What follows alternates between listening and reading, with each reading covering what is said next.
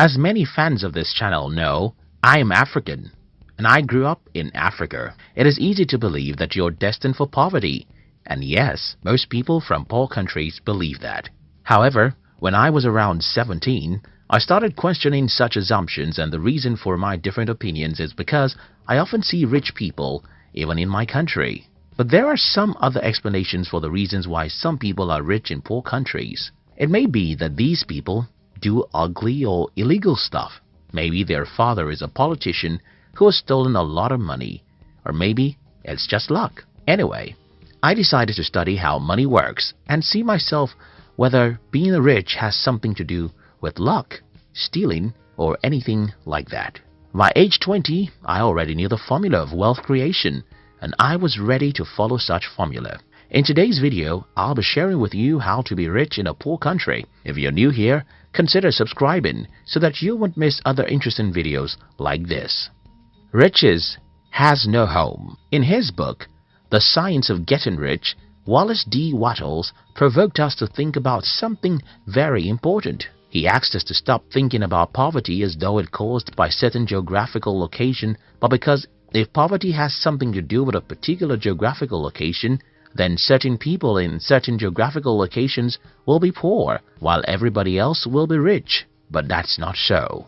As we make this video today, millions of people are poor even in the richest countries of the world. For example, more than 70% of Americans live from paycheck to paycheck, according to some studies.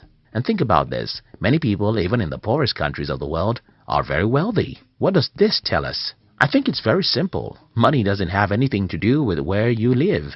But there's another problem here.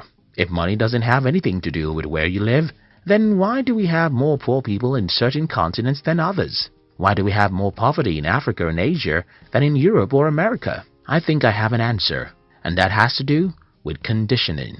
Like begets like. The story was told about a farmer who brought an eagle's egg from his farm. When the farmer got home, he added the 3 eagle eggs with his chicken's eggs, and his chicken hatched the eggs with hers. Many months after the little eagles have been hatched, they are there right with the chicks, eating everything the chicks were eaten, walking around the way the chicks walk around and having the same aspirations like those of the chicks. These 3 eagles grew up and lived their entire life just like chickens. They never flew or dared to live like an eagle. I'm sure that you will believe this story easily because it happened in the kingdom of the birds.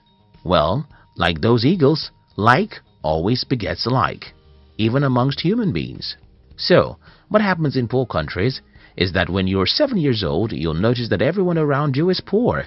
And not just that these people are poor, they always blame someone else for their poverty. At age 7, you may not understand these people, but by the time you're 17, you're already successfully initiated into their evil world. What then happens is that as a young adult, whether you listen to your father, your mother, your uncles or teachers, everyone is blaming someone else for their state of being poor. It doesn't matter how strong you are, the natural thing to do is to become like these people. By the time an average human is 21 in a poor country, he has started thinking that the reason why he is poor is that the government or devil makes him poor. From this point, you can see how easy it is for these people to be poor and also make their children poor. It's pretty simple. Whenever you blame someone else for your life, what you're doing is folding your arms and saying, "It's not my fault. Let the man who causes man's poverty to come and make me rich. It's not my fault. Let the man who causes poverty to come make me rich." So the number one reason why most people are poor in poor countries is that everyone around them is poor when they are growing up. These people would not have become poor solely because everyone is poor. It's even worse because most poor people blame someone else for their poverty, and then they successfully teach their children to learn how to blame others for their lives. They have successfully destroyed such children's lives because they too will grow up not taking responsibility for their lives. The other problem about growing up in a community where everyone is poor is because you will never have any worthwhile mentor. Because everyone is poor, their advice will just lead you to where they are, and that's not where you want to be. For instance, I had to stop taking advice from everyone in my family when I was about age 19. The reason I stopped taking advice from these people is that all their advice is very bad, and they think their advice is the best. For example, my family members advise me to get a university degree because if I don't have a degree, I cannot be successful in life. They advise me that it is good to work for a bank, while I think it's better to build a bank. I mean, almost every advice my family members gave me about money, even till this day, is stupid. And what I did was to ignore them and instead choose successful people online and through books to be my models. Not everyone can do what I did. In fact, not everyone will ever have the insight into the fact that your poor uncles and parents had given the wrong advice about money. And that's a major reason why most people in poor countries are poor. The strong exploit the weak. When I claim in this video that one of the reasons why most people are poor in poor countries is because they have poor mentors, someone will ask me, okay, who made the first man poor before he became a mentor for others? This is a good question, and the answer is in the fact that the world is a jungle where the strong eat the weak. Most of the years of our existence as humans are filled with battles between nations. We should also remember colonization and exploitation from one country to another.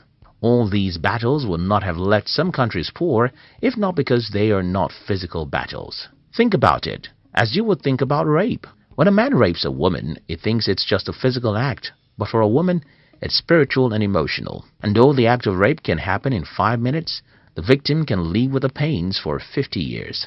Similar things happen when a country invades, overpowers, and colonizes another for many years. For those who are asking how the first man became poor, I think that is how the first man became poor. But that's not an excuse for you to be poor.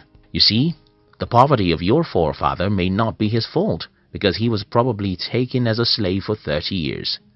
But your poverty is yours because you have the power to liberate yourself.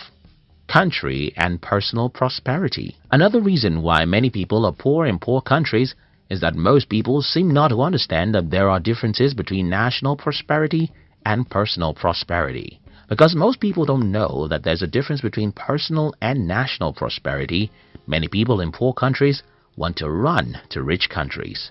Many Africans want to run to America. Many Indians thought they could migrate to Europe, and that's another problem. You see, running to a rich country won't guarantee your prosperity, because even in the country that you're running to, most people are still poor. Now that I've tried to pinpoint some of the reasons why most people are poor in poor countries, let me try and show you how to be rich in a poor country.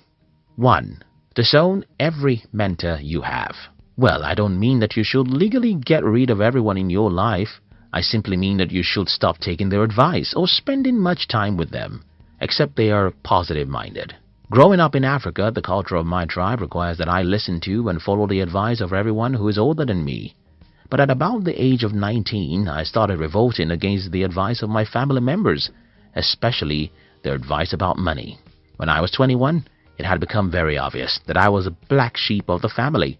Until today, these people just don't have any advice I can follow about money. Don't get me wrong, I love my mother, father, uncles, and siblings. I love my African friends, but I don't take advice or spend time with you if you're negative. This is the first thing I think you should do if you're from a poor country. Do away with negative people. Stop taking money advice from poor people. Instead, go to the library and read books from the rich and successful people. Check online and follow some inspiring people who will make you believe in yourself. 2. Understand the difference between personal and national poverty. Don't assume that you have to be poor simply because your country is poor. You can be rich, even in a poor country. As I have explained earlier, being rich is not a factor of where you are from or where you live. Being rich is a factor of how you use your mind. 3. See the half-full cup. I suffered ill health for the first 17 years of my life, and I hated life for every minute of those sicknesses. However, a few years after I regained my health, I understood that such terrible health challenges was a blessing in disguise. The lesson here is that most bad situations have hidden opportunities in them. But human nature really takes time to look for opportunities in bad situations. If you live in a poor country, you have to learn how to see the cup of your country as half full, not half empty. You have to be positive and believe that there are opportunities for you somewhere in some corner. Only you can believe that and take proactive actions that will lead you there. In conclusion, everyone watching this video from Africa or Asia should sit down and rethink their path in life. We should stop being negative about what is possible for us. We should believe in ourselves and pursue really big dreams. We should understand that money is not a product of any geographical location, but the product of our mind. I hope this video helps someone. Thank you very much for watching our videos. I'd like to give you another interesting video for you to enjoy next.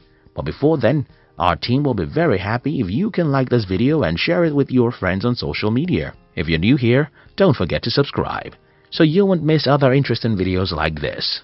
Look at your screen now to see 2 other videos we handpicked for you to enjoy next. We love you.